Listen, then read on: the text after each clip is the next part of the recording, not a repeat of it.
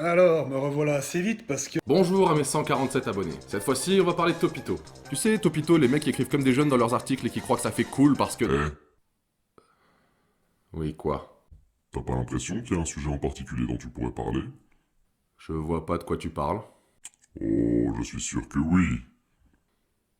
Je parlerai pas de toi. Allez, je sais que t'en meurs d'envie. Non, c'est pas le moment, et tu sais très bien que j'ai une chance sur deux de me griller si je pars sur un autre terrain que l'indignation. Allons, c'est pas comme si beaucoup de gens te regardaient. Non!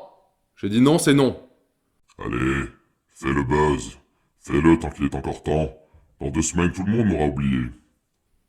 Bon. Ok. Quelques mots avant le générique, et après fini, ok? Ah, sage décision. Je suis fier de toi. Bon. Alors, je sais pas si vous en avez entendu parler, mais il y a quelques jours à Minneapolis, un flic...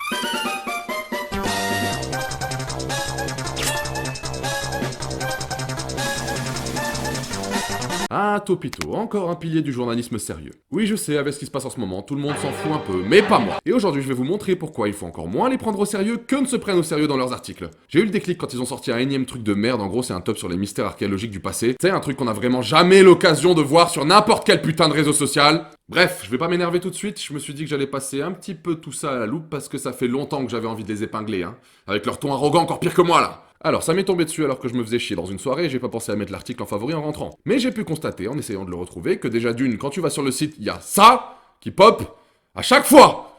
Hop hop hop, tu as tout l'air d'être quelqu'un qui utilise un bloqueur de pub. Pas de pub, pas d'argent, pas d'argent, pas de site, pas de site. Des millions de gens abandonnés sur l'autoroute de la tristesse. Ah ah ah, promis, on n'abuse pas de la pub. Autoriser la pub sur Topito, merci, inférieur 3. Enfin, j'ai quand même voulu voir ce qu'ils appelaient ne pas abuser de la pub. Et j'ai pas été déçu, puisqu'une fois la page actualisée, je suis tombé sur une putain de pub pour Joule. Bref! Une fois le premier moustique écrasé, j'ai tapé les mots-clés dans le truc de recherche et je me suis rendu compte que putain ces ils ont une putain de banque d'articles putaclic dans le genre. Alors avant même de tomber sur le bon article, j'étais pas bien parce qu'il fallait que je me tape tous ces putains de papiers tu-mouches pour Google de Facebook pendant une demi-heure. J'ai fini par trouver ce putain d'article et on peut dire que j'ai pas été déçu. Voici le top 10 des découvertes historiques incompréhensibles, les énigmes archéologiques. Déjà rien que le titre est bâclé putain. Numéro 1, la carte du Vinland. Une map monde représentant le monde connu, datée a priori du 15e siècle, sur laquelle apparaissent des terres inconnues à l'époque, notamment le Groenland, le Japon et une île nommée Vinland, laquelle présente des contours similaires à l'Amérique du Nord. Pourquoi ça pose problème? Ah bah... Tu vois, c'est ça le vieux ton de merde là, tu te crois frère mais t'as des abats dans ton article, espèce de petit p***, va si tu bosses tes sources pour voir. J'aime pas le ton, tu vois. Parce que si on se retrouve avec une carte datant d'avant 1492 et montrant des contours de l'Amérique du Nord, cela signifie forcément que les Vikings avaient été en Amérique bien avant Christophe Colomb, ce qui remet en cause l'intégralité de qui nous a été enseigné. Alors déjà, au-delà du fait qu'il manque littéralement un mot à cette dernière phrase, c'est pas un mystère. Les Vikings ont découvert l'Amérique presque 500 ans avant Christophe, étant donné qu'ils étaient d'excellents navigateurs et marchands et qu'ils échangeaient déjà avec les Arabes pendant le Haut Moyen-Âge. Ça, tout le monde est plus ou moins d'accord là-dessus, à part les imbéciles qui s'en sont tenus à leur cours d'histoire de collège. Mais je sens bien que c'est eux que vous visez quand vous dites « ce qui remet en cause l'intégralité de ce qui nous a été enseigné ». Numéro 2, la carte d'Oron's Fine. Qu'est-ce que c'est ? Une map monde en forme de cœur datant de 1534 et réalisée par Oron's Fire. Pourquoi ça pose problème? Certains y voient le tracé clair et net de l'Antarctique après la fonte des glaces alors même qu'il semblait impossible d'effectuer pareil tracé à l'époque. Certains scientifiques disent qu'Oron's Fine disposait des outils nécessaires pour réaliser pareil tracé avec ce niveau de précision. D'autres un peu moins scientifiques, ouais genre vous, estiment qu'il s'agit de l'œuvre des extraterrestres. Waouh! Waouh! Tu vas sur Wikipédia, il t'explique littéralement que les cartographes de la Renaissance s'inspiraient des antiques et reproduisaient volontairement les détails des frontières des continents inconnus alors qu'ils n'avaient en réalité presque aucune connaissance de ces derniers. Donc bullshit! Suivant! 3. La pierre runique de Kensington. Allez, je passe la lecture parce que sinon on en a pour 3 heures. C'est une pierre qui a été retrouvée en plein Minnesota sur laquelle il y a écrit en viking. Donc voilà, c'est la même histoire, les vikings squattent l'Amérique du Nord.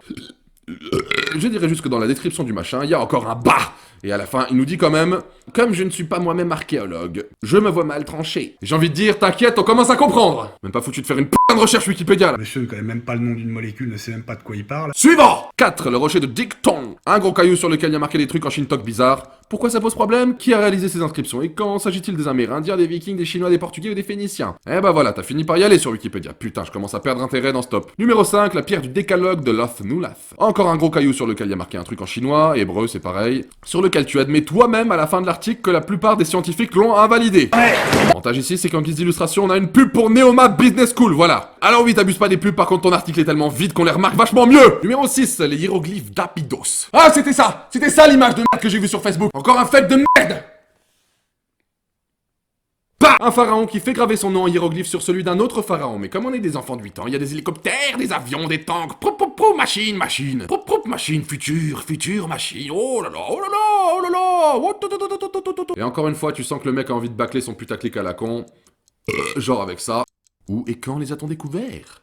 Quand on a fait des fouilles archéologiques en Égypte. Ah, d'accord. Merci. De quand date la découverte? Bah, de l'époque où on a fait les fouilles. Pourquoi ça pose problème? Bah, parce que les hélicos n'existaient pas à l'époque.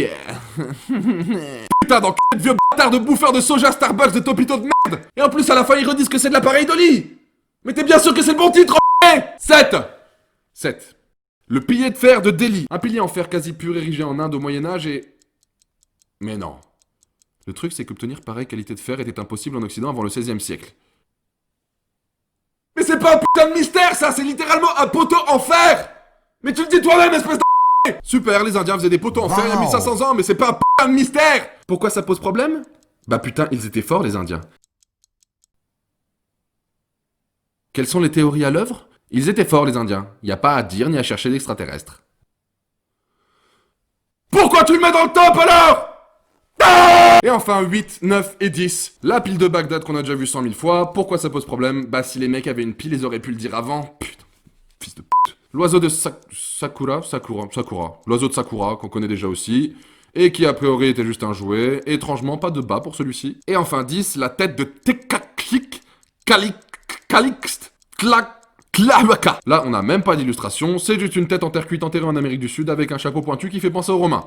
Pourquoi ça pose problème? Bah, on voit mal comment les Amérindiens auraient pu avoir accès à une figurine romaine et se faire enterrer avec. Et maintenant, on a la pire conclusion du monde, encore pire que ma conclusion de la dernière fois. Bizarre, pas vrai? Étonnant, non? Et là, source, Wikipédia. Voilà, comme ça c'est clair. Un post signé Thomas G. Et je ne donnerai pas son nom parce que je veux pas qu'on porte plainte. Bien que cette personne, tout le monde la connaît, hein, dans le milieu du bodybuilding, on sait ce qu'il fait. J'adore le classement et les indices. Ah ouais? Bah, moi j'aurais adoré que tu nous fasses des vraies recherches. Quel article de merde, mais quel article de merde, putain, mais si seulement c'était le seul! On n'a pas fini de se revoir, Topito, t'inquiète, je te le garantis, on n'a pas fini de se revoir. C'est l'heure des commentaires! Pour les avoir vus, c'était juste hallucinant.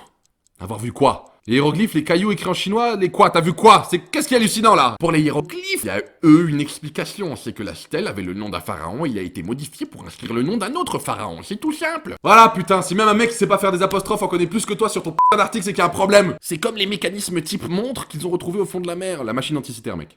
Pas un mécanisme type montre. Ils sont incapables de l'expliquer, pourtant bien réel, virgule point point. Civilisation disparue, et on est sur le même chemin. Alors, rien de bien foufou en fait. J'ai vu un documentaire, c'est juste qu'ils ont superposé deux noms. Et l'alien retrouvé par le KGB russe en 1960 dans un sarcophage dans la pyramide de Gizeh. Je parle de hiéroglyphes, après chacun croit ce qu'il veut. Projet Easy sous la tombe du visiteur. Il a aussi été démontré que c'était une explication aussi fantaisiste que dire que tous les phénomènes visibles dans le ciel sont des ballons sondes. En fait, absolument pas. Et ça n'a été un secret que pour quelques personnes peu informées comme les idiots qui regardent le ciel et crient à l'OVNI, eux, en pointant la lune. Ça peut être des débris, de satellites. Ou des comètes, ça peut être pas mal de choses dont certaines pas encore identifiées. Oui, bien sûr, il y avait le pharaon Catapulque au départ, et c'est le pharaon char d'assaut qui a pris sa place. Quoi? Yon Pojmo! Ce que j'ai écrit au-dessus avec les débris, c'est en parlant des objets à l'heure actuelle. Hihi. Je n'avais pas précisé. Peut-être que dans l'Égypte... Peut-être que dans l'Égypte antique, il était plus avancé qu'on le pense. Quand l'ignorance mène aux théories les plus farfelues, à tel point que certains pensent que les Égyptiens possédaient des chars d'assaut ou hélicoptères. Pourquoi personne sait écrire correctement ici? Oh putain, allez, j'arrête. Quand je vois le public, je comprends pourquoi tu leur jettes des conneries pareilles en pâture. Allez, à bientôt, Topito.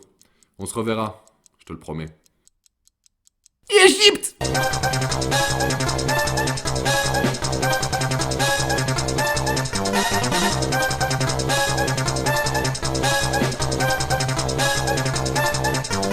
Le grand avantage que j'ai sur votre auditoire, c'est que moi, j'ai été abonné manuel.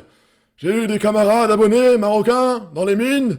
Vous n'en avez jamais vu qu'au cinéma. J'étais marin pêcheur de chalutier. J'étais mineur de charbon. Quand vous en aurez fait autant, viendrez me donner des leçons.